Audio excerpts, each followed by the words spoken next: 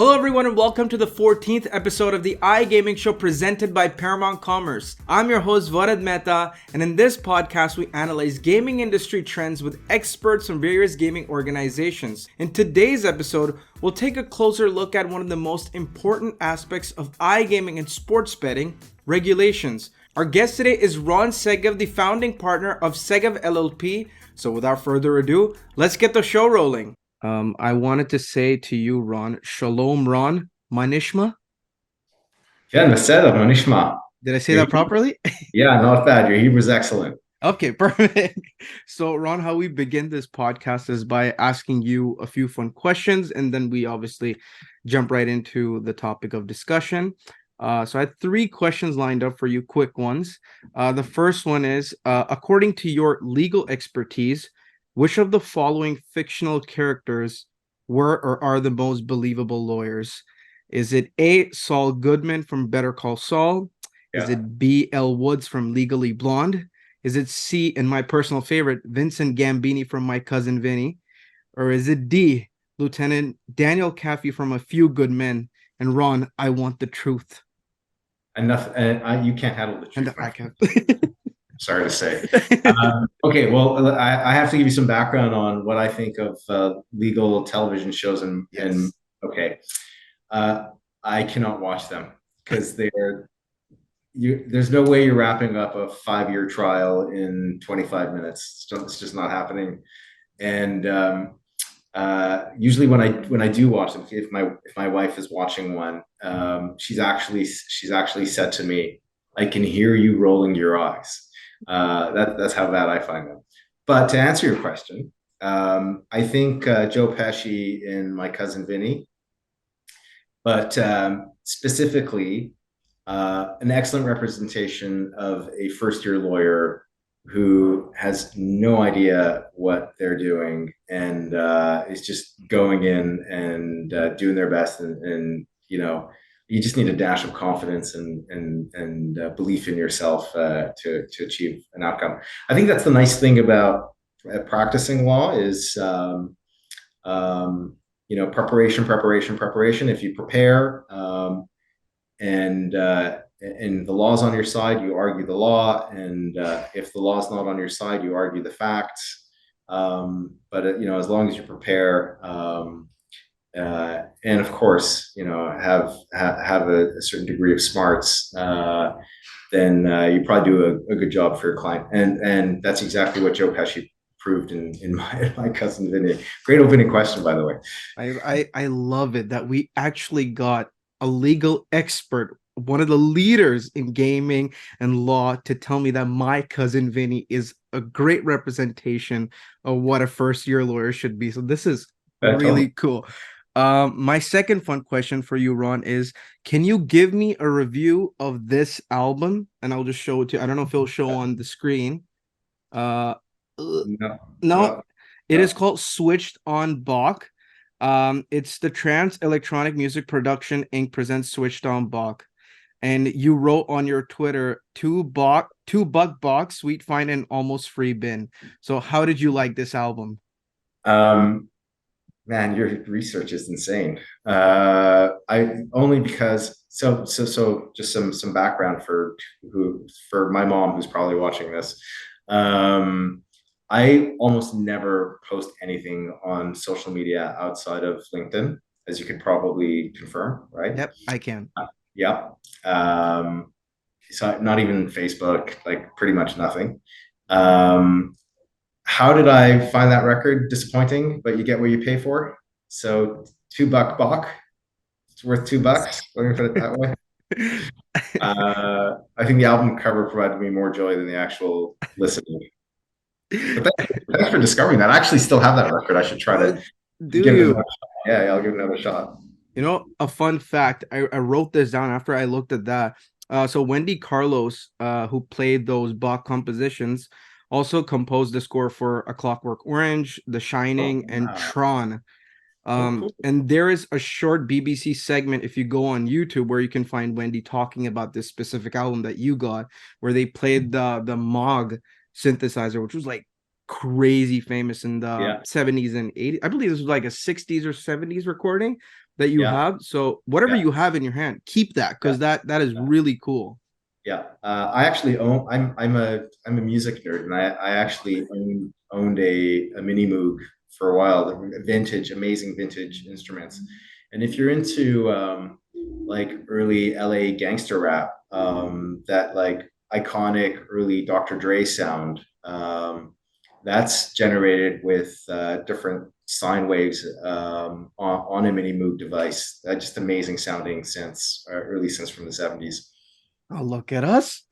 That's so cool discussing gangster rap. I love Yeah. this. And now I know we love our fun questions, but we have to move on to the To topic the of serious stuff. discussion. Yeah, Yeah. the important stuff. And as you are an expert, as obviously Segev LLP, and the entire team are experts within gaming and gaming regulations and gaming laws. Today we're here to discuss why they're important, because I believe having this little chat would be really good and informative for people who might not realize how important regulations are for these high growth industries such as gaming, or whether you have crypto. But we'll obviously focus on gaming today. My first question would be that many regions, and even last year we saw in Ontario, introduce regulated gaming markets. Prior there could be an existence of a gray gaming markets. Why do you think this transition is happening, and do you think this has taken longer than expected, or do you think this is the perfect time? Yeah, there's some good questions there. So I think the transition is happening for various reasons. So first of all, I think the recent transition has happened because of the good and hard work that the original jurisdictions have done over the last 15, almost 20 years. So notably, the UK and Isle of Man, and Malta, and other similar jurisdictions who were very early to the gaming scene, have sort of prove to the global regulated market that this is a regime that can deal with AML issues, KYC issues. It could deal with underage gambling issues. It could foster a really, really healthy industry, right, of content studios and data companies and so forth. And it could also generate tax revenue, and another income for the government authorities. Now, of course, all these jurisdictions have taken missteps, and you're never going to have a gaming regime that's ironclad, meaning that you're going to have some bad apples that are going to be rogue operators under license, or are going to infringe the terms of the license. But overall, those regimes did a great job. And I think what happened was, in the U.S., first under Governor Chris Christie, New Jersey realized that, we're just, by not having a gaming regime, we're basically allowing an offshore industry to thrive. So what is that doing? That's not really protecting us from underage gaming issues. We don't have full control over KYC AML issues. We're leaving an avenue open to organized crime. And we're sending all of this money offshore, right? And not just money, but we're sending jobs offshore too. And so I think the real sea change was New Jersey deciding to, first legalize, what was it, poker, then sports betting, and then casino, and then other states realizing very quickly that, hey, guess what? The sky wasn't falling. It wasn't. And not just that, but the New Jersey made a good go of it. And so I think that was sort of the second wave of regulatory progress. The first one being the OGs, the early adopters, and then the second one, I think, really being spurned on by New Jersey. I think we're in the third wave now, with Ontario, I think, being very much the spearhead of the third wave. And I think what we're expecting to come down the pipe is other jurisdictions like Germany finally formalizing a regime. Rumors that Finland will do the same soon. Back here in Canada, some talk of of Alberta opening up, which is very exciting for our market. It's not as large a market as Ontario, but in terms of the gaming spend per player, it's higher than Ontario, so the value of the players are going to be higher. And then we're seeing some Southeast Asian markets opening up to regulated gaming. Africa continues to open up too. I know that's an exciting emerging market for many of our clients. So you asked, is it good timing? I think it's always good timing to regulate the regime. I think a regulated regime is good for everyone. I think it's good for the player, it's good for the operator, it's good for government, and it's also good for the corporate ecosystem that runs these gaming companies. Mm-hmm. And like having looked at different markets from the beginning, like you mentioned Europe, like regions like Malta, maybe, have you noticed any evolving, like, how would I phrase it? But have you seen any evolvements within iGaming regulations over the years and how they are now versus how they were maybe 10, 20 years ago when maybe 10 years ago when they hit maybe New Jersey or when they were introduced maybe in Malta or any European regions? Are they different now, maybe in a region such as Ontario, for example? I think the regulatory regimes, a good regulatory regime will always evolve. So I think it's going to evolve to adapt to the changing market realities. So what are those? First, the regulatory regime has to be competitive for its licensees. And so what that means it is that compliance costs need to be rational. Your access to information from the regulator, i.e. transparency, needs to be really good. You need to be able to have a regulatory team that can do their job efficiently. I think that the cost of the license has to be rational too. By way of example, when New York State opened up their regime and announced a 50% gaming tax, everyone was pretty shocked by that. I think the latest results are showing that gaming companies who went in market are actually making a go of it. Whether or not that's sustainable, I'm not really sure. I think so. I think a regulator will keep their eye on all those things. A regulator will also keep their eye on evolving technology.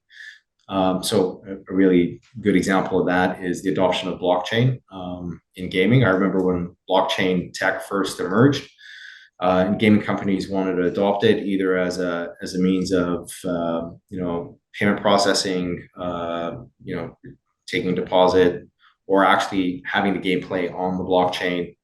The regulators were averse to it. They didn't understand it. They were concerned that there would be KYC AML issues with it. I think they were right to take a cautious approach and sort of get educated on it. But from those early days, their approach has evolved. And so now you've got many gaming jurisdictions that will actually allow operators to accept Bitcoin, for example, as a deposit means, right? I think on-chain gaming is less common, but I think we're going to see it happen more and more commonly. So you asked, have we seen changes in these old regimes? Those are a few examples. I should mention other examples is the protection of the public. So just getting better at protecting the industry against underage gaming, right? So having controls in advertising so that they don't appeal to minors is a really good one. Having requirements put on the operators to deal with responsible gambling issues, like requiring the possibility for opt-outs or having a gameplay clock or having the ability to set limits and stuff like that. All of that is industry standard now, but back in the early days, not really. As the industry gets more information about RG issues, responsible gambling issues, the regulator becomes alive to it and then adopts these requirements. So we have seen evolution. I think we're going to continue seeing evolution. And when you ask the question, has Ontario followed suit? Being a relative latecomer to the regulated space, I think Ontario has the benefit of the hindsight of all these other regulators, right? So, I mean, they can adopt best practices day one. I think it's incumbent on them to, not sit on their hands and keep evolving the regulatory landscape to adapt to the industry, which they're attempting to do. Most recently with their advertising guidelines. I think that there's probably been some missteps there with some ambiguity around restrictions around how you can advertise and restrictions against some things that affiliates can't do. But these are organic, evolving pieces, right? Mm-hmm. No, really well said. And I think whenever we think of gaming regulations, and me just having been recently part of this or being affiliated with the industry, is consumer protection is at the key of regulations.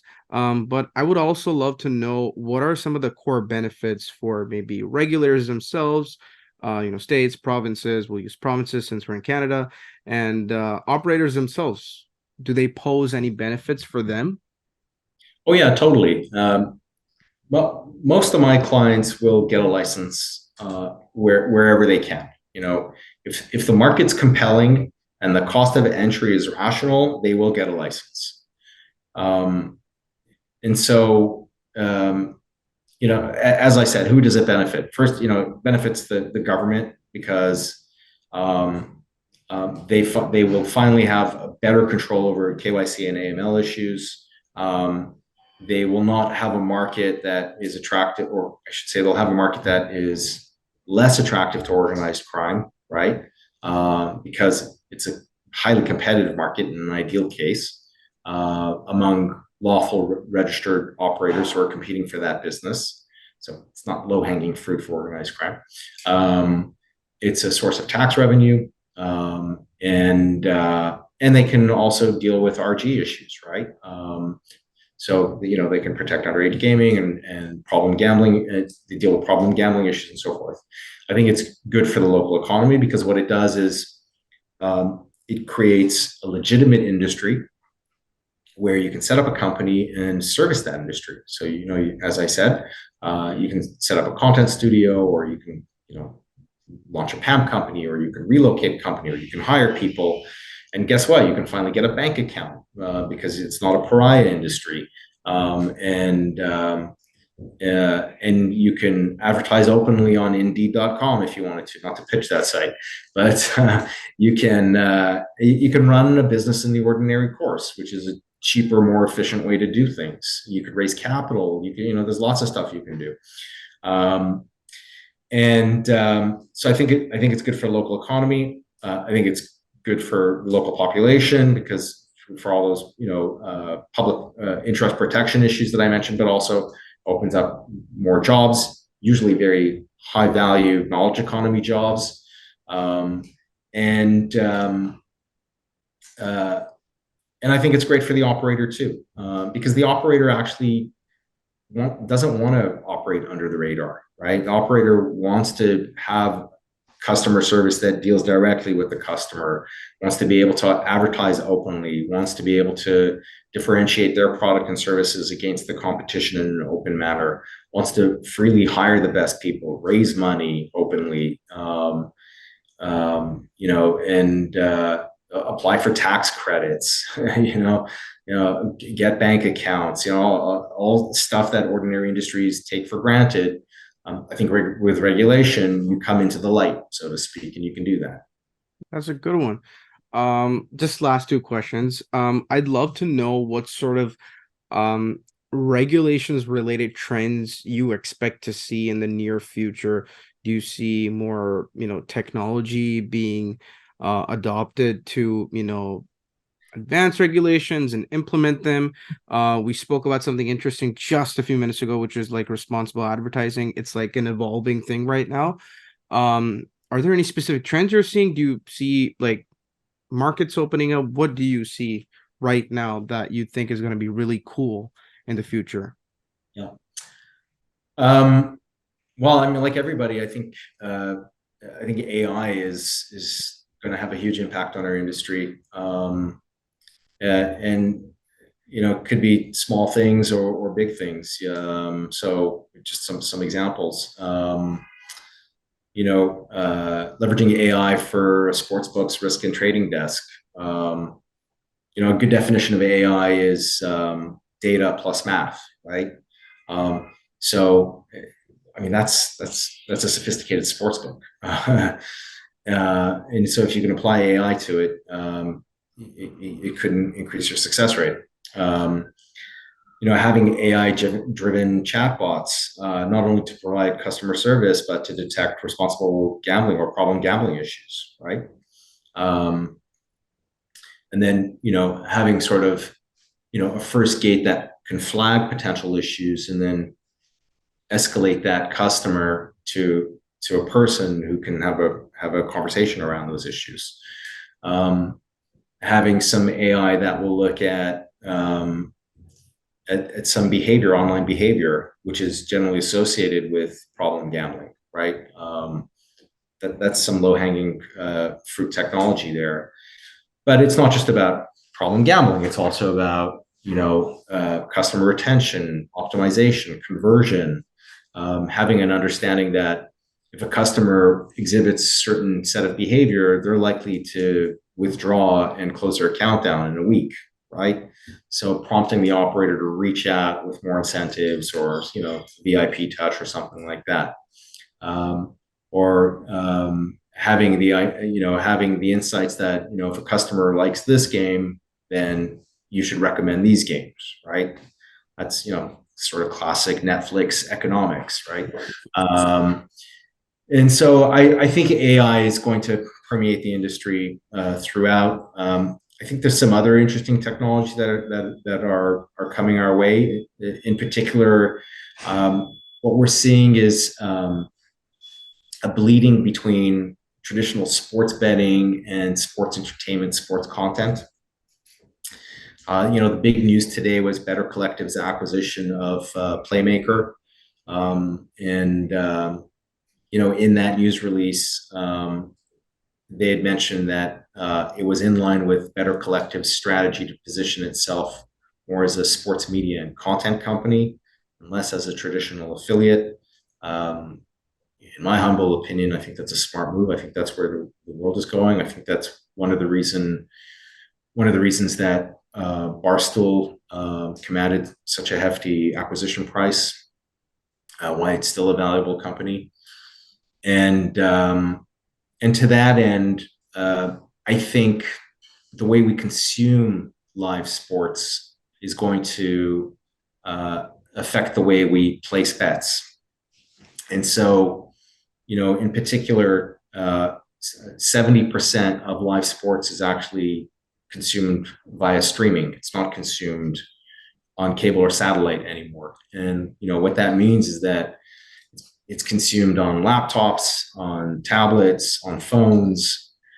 All of those devices have interactive capabilities, right? I can tap and bet, or I can, in real-time fashion, see stats. I can see odds load up. I can have interactive calls to action. And several years ago, there was a lot of talk about dual device consumption, watching it on TV and having your phone in your hand. Mm-hmm. I think we're going to start seeing a merger of the two. We're going to have a single device that can do what both devices used to do. And we're seeing that with Genius Sports and their BetVision product. There's a Canadian company called Mobi Systems that has optimized live stream technology that is looking at doing similar things. And I think the way we're going to consume sports is going to continue to evolve, and it's going to be a bit more of a unified experience in the way we place bets. It won't feel like I need to log into my account, I need to get online, and so forth. And I think an outgrowth of that are some mini games that might actually be embedded in the game as well, right? Mm-hmm. The sort of bandied about expression that business is in competition for people's attention spans. And I think live sports is probably one of the last immediate compelling pieces of content we can consume, right? And I think that the value of that attention is very, very important. So I think betting in the experience and maybe even gaming in the experience, I think we're going to see that. I think it's inevitable. Yeah, like a more immersive gaming experience where you can experience the sport, but also there's an element of gaming somehow included in that experience as well. That's a good one. And my last question for you would be, what are some cool things you're working on and the Segev LLP team is working on that you would like to share with us? Oh man. Well, at a high level, we have a great job here because, we basically help companies, execute on their vision, and to put it in a very basic fashion, the vision includes, making money for the founders and for their teams, and creating, great financial outcomes for shareholders and the rest of it. So at a very basic level, that's exciting to see people score wins and help them score wins. In terms of the technology that we're working on, as I mentioned, we're looking at a lot of AI tech in gaming right now. So that's very interesting. I'll also say that we have a very large private and public markets corporate finance team and M&A team. And the capital markets in Canada have been a dog's breakfast for the last 2 years. But we're seeing some signs of life. There's some optimism that 2024 might be the year that things turn around. And so many of our clients are slowly putting together some deals and structures in anticipation of a renewed appetite to invest in some junior gaming companies on the public markets. That's exciting to see. It's, kind of like, seeing vegetation grow out of the earth after a forest fire. And so, yeah, we're quite pleased to see that. And then, the other thing that we really love to see is, once you think you've seen it all in a particular vertical of the industry, like the affiliate space, or, you've seen every game mechanic, you've seen every slot game, you'll have like a very smart, young and hungry team come to the table with some innovation that is just like, wow, this is such a great idea. How come no one's ever thought of it? And just being able to work with them to, on their, financing strategy, to help them attract capital, help them attract good people, strategic partners, help them enter the market, help protect them from legal liability, all the rest of it, and just nurture them to growth and seeing them score, bigger and bigger wins. That's fun. I have to say that's like not a bad way to make a living.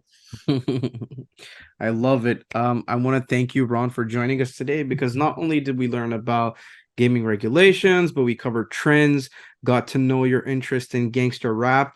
Obviously, you have a cool collection of music hidden with you somewhere.